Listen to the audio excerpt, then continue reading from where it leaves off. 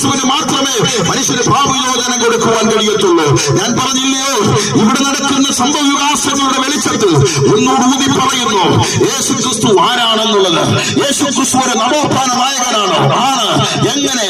ഒരുപാട് നവോത്ഥാന നായകന്മാർ ഇവിടെ അവതരിച്ചില്ലയോ മനുഷ്യന്റെ രക്ഷയ്ക്കായി? എന്നാൽ യേശു ക്രിസ്തു ആരാണ്?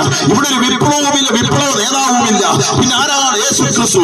കപട ആത്മീയ മുഖങ്ങളെ നോക്കിക്കൊണ്ട് അത് സർപ്പസന്തതികളെ എന്ന് വിളിച്ച് എന്ന് പറഞ്ഞുകൊണ്ട് നസ്രത്തിൽ ആരംഭിച്ച സുവിശേഷ വിപ്ലവം രണ്ടുള്ളവന് ഒന്നില്ലാത്തവന് കൊടുക്കണമെന്ന് ലോകത്തോട് പറഞ്ഞ ആദ്യത്തെ സോഷ്യലിസ്റ്റ് ശബ്ദം, അധ്വാനിക്കുന്നവരെ ഭാരം ചുമക്കുന്നവരുമായുള്ളവരെ എന്റെ അടുക്കൽ വരുകയില്ലെന്ന് തൊഴിലാളി വർഗത്തെ ചേർത്ത് പിടിച്ച യേശു ക്രിസ്തു മറ്റാരും ചേർത്ത് പിടിക്കാതെ യഹൂദ പാരമ്പര്യത്തിന്റെ സവർണ്ണ മേധാവിത്വത്തെ തച്ചുടച്ചുകൊണ്ട് ജാതി വ്യവസ്ഥയ്ക്കെതിരെ സമരിയാസ്ത്രീയുടെ കയ്യിൽ നിന്ന് വെള്ളം കോരി കുടിച്ച അതേ സാമൂഹ്യ വ്യവസ്ഥിതികളെ വെല്ലുവിളിച്ച് യേശു ക്രിസ്തു പകൽ മുഴുവൻ മാന്യന്മാരായി നടന്നുകൊണ്ട് രാത്രിയുടെ രാമങ്ങളിൽ വാതിൽ മുട്ടിയവനെയൊക്കെ പകൽ വെളിച്ചത്ത് ഒരു കല്ലെറിയാനൊരു സ്ത്രീയെ ഓടിച്ചപ്പോൾ അതേ വാക്കുകൾ കൊണ്ട് കപട സദാചാരവാദികളെ എറിഞ്ഞു വീഴ്ത്തിയ ക്രിസ്തു ദൈവാലയത്തിൽ കയറി പുരോഹിതന്മാരോട് ഇങ്ങനെ പറഞ്ഞു, വെള്ളപൂശ സമക്കല്ലറേ.